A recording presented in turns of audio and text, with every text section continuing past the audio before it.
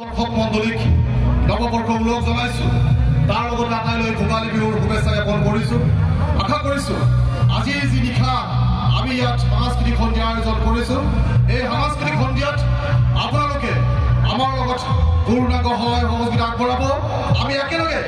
আজি এই সুন্দৰ নিশা ৰঙীন কৰি তুলিম আমি আপুনি সকলোৱে মিলি এই ব্ৰহ্মপুত্ৰ ফেষ্টিভেলৰ আজিৰ ৰাতিটো আজিৰ নিশাটো এক অনন্য নিশা হিচাপে আমি ইয়াত সৃষ্টি কৰিবলৈ চেষ্টা কৰিম আশা কৰিছো আপোনালোকৰ আটাইৰে সহায় সহযোগিতা আমি পাম আৰু ইয়াত যিসকল আয়োজন কৰিছে আয়োজক গোষ্ঠীক মোক আমন্ত্ৰণ কৰাৰ বাবে মোৰ ফালৰ পৰা তেখেতসকলক আন্তৰিকভাৱে ধন্যবাদ জ্ঞাপন কৰিছো আৰু এতিয়া যিসকলে ডেন্স কৰিছে সঁচাকৈ এক আটক ধুনীয়া নৃত্য আমি উপভোগ কৰিলোঁ আৰু আটক ধুনীয়া নৃত্য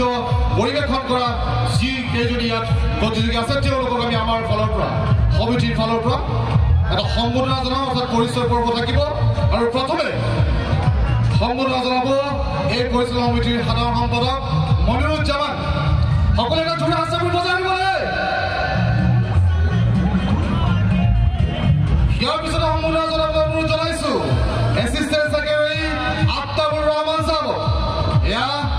একেলগে সকলোৱে ক্লেপ বজাই দিব লাগে এইবাৰ মেলা সমিতিৰ সন্মানীয় সদস্য তেখেতক অনুৰোধ জনাইছো এইকেইটি ফুলাংগ অৱস্থা সম্বোধনা জনাবলৈ আৰু সকলো নৃত্যত মই এবাৰ কৈ দিছো জয় আই অসম থেংক ইউ।